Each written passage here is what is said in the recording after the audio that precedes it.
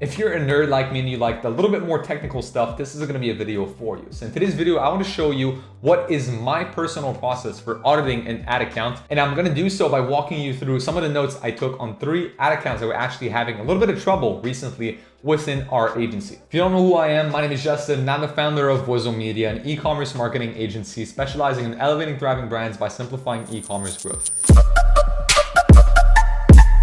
So let's get started. I'm now on Slack. I've actually copy and pasted all my notes and kind of, changed some names. I removed the client names right here just so, we would not see them. But those are all kind of new accounts that came into us recently that a lot of those required a bunch of different optimizations. Some of those were actually failing accounts before they actually came to us. So we needed to restructure a lot of things on that front. So you're gonna see it's quite a lot of notes right there. But the main idea behind this video is to walk you through how I've taken these notes and what they mean and what type of information I'm trying to convey to our team, to our media buyers, and to the client from the notes that I've taken. Before getting into that, first and foremost, let me talk to you about the column layout that you want to put within the ads manager. So starting with reach, then after reach, you have your link clicks, then your landing page views, then your add to carts, then your initiate checkout, then purchases, purchase conversion value, then you have the amount spent, and finally ROAS. So that's kind of all the columns that I put.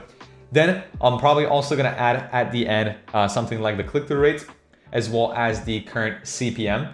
And that's pretty much gonna be my basic column layout to take a look at an ad account. Sometimes I might add some more columns on there. As an example, I might create custom columns to make sure to take a look at the drop-off between one stage to another. So as an example, from reach to link click, where does the drop-off? Then from link click to a landing page view, is there a drop off there, and so on and so forth if I notice something unusual on that front. But usually, again, for all these accounts that I mentioned right here, it was pretty straightforward. So I just went through the process as I've just mentioned with my initial column layout. So first thing I noted right there was that all the spend, or pretty much all of it, 77% of the ad spend went to ad 2, and we have like 4 other live ad creatives. So that kind of tells me that like, look, we need to kill these ad creatives on that account. Again, those are all accounts that were kind of freshly new into the agency, so we needed to take action to kind of revive the accounts before we really wanted to go forward with new things. So basically I was explaining right here to the team that ad creatives are pretty much 80% of the job right now on Facebook and IG. So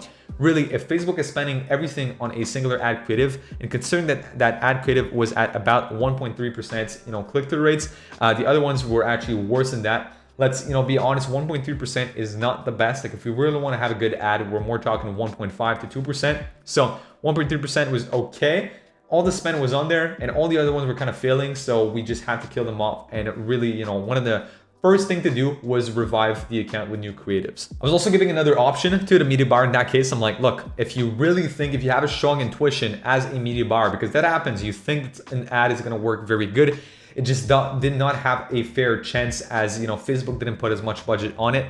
That's totally cool. And I'm saying Facebook, it could be TikTok, it could be, again, when you're doing a CBO campaign, sometimes, or even an ABO, and you have multiple creatives within a singular ad set, and you really want to test a singular ad creative, I just say duplicate the ad set and have this creative as a standalone creative within the separate ad set as an ABO campaign. Then basically I'm talking about the CTR right here that, telling them, look, I think, low hanging fruit right here is the creatives.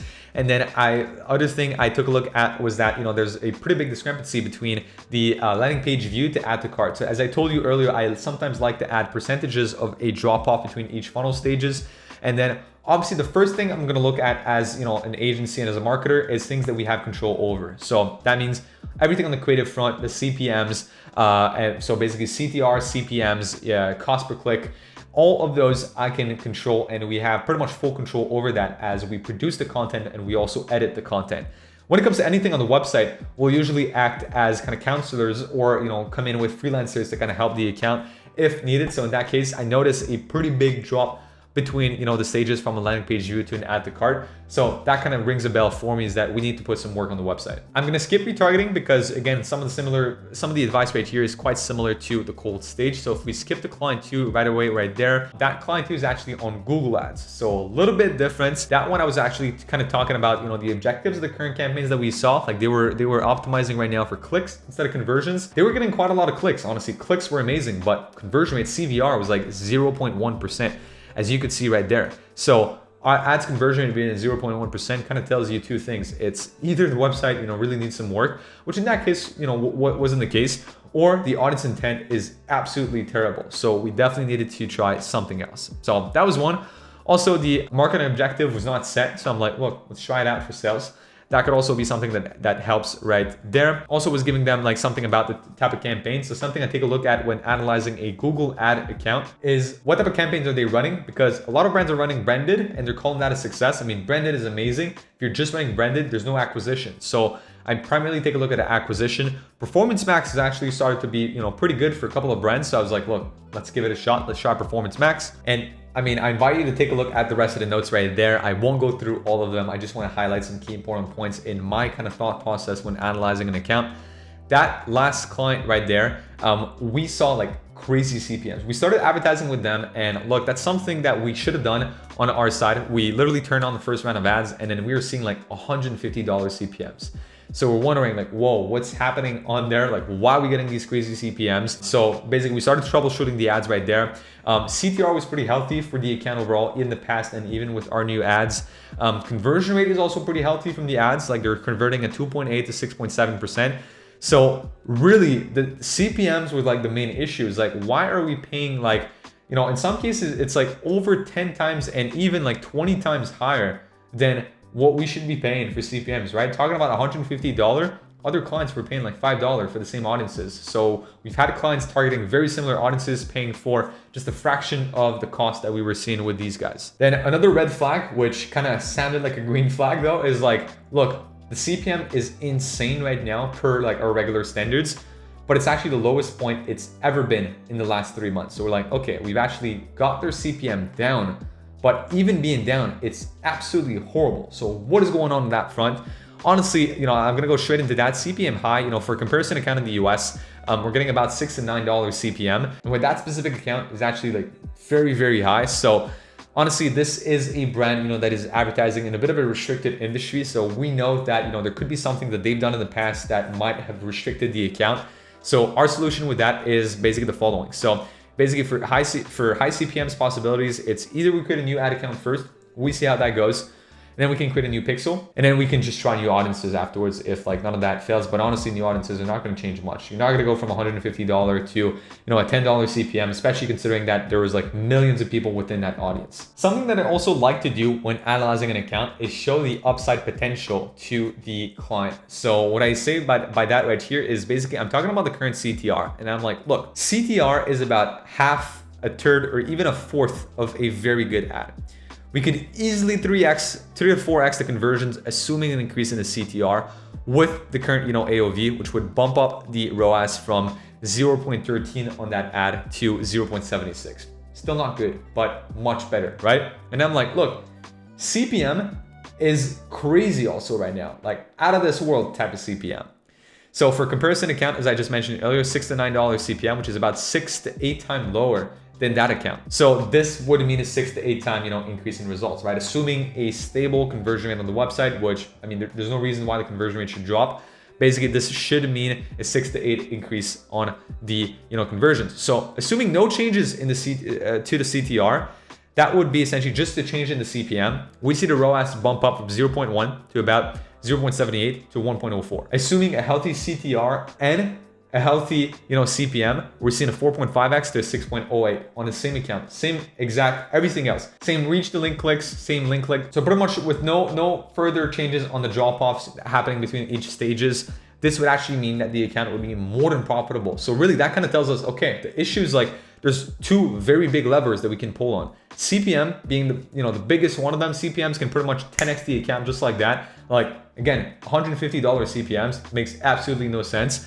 Then second of all was the click-through rate. Getting a click-through rate about a fourth of what a healthy click-through rate should be also tells us, look, we just need to change the ads. Like changing the ads, within a couple of days, we're gonna get the click-through rates all the way up to about 1.5 to 2%. That puts us at a very healthy spot. So 2 fixes is all we need to better that ad account.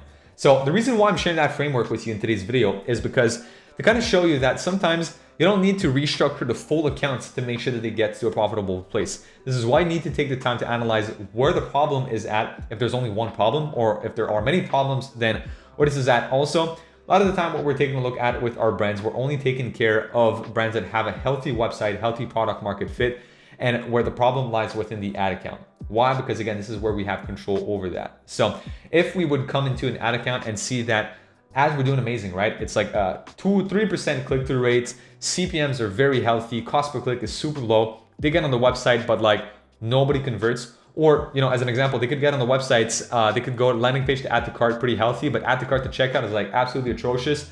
That tells us that there's buying intent, but the website doesn't do its job, right? So that could be a possibility. Or if they don't even, basically if they end up on the website, but they don't take any action, that could be that the traffic is actually pretty bad quality. So again, there's also kind of a caveat and a gray zone right here that it might not necessarily be the website. It could also be something on the ad side of things, but nonetheless, just to say that it's not necessarily a full ad account restructure that we need to do in some cases. Sometimes it's just 1 or 2 small tweaks that could be unknown for the brand. It could be quite hard for other people to actually put their finger on, but by analyzing the ad account, like I've kind of showed you in today's video, this is how we are able to pick on these changes. Now, if you're an e-commerce brand owner making at least $20,000 to $30,000 a month with your brand, I want you to click on the link in the description down below and book in a very short demo call with our team. On that call, we'll take a look at your brand and see if you're a good fit for one of our e-commerce marketing programs like our TikTok and UGC automated systems or any of our other omni-channel marketing programs. If that's the case, we'll help you scale through paid ads. If not, worst comes to worst, we'll just leave you with a free action plan to implement on your own. On that note, make sure you also check out other videos on the channel for some more useful e-commerce marketing tips, and I'll see you guys in the next video. Peace.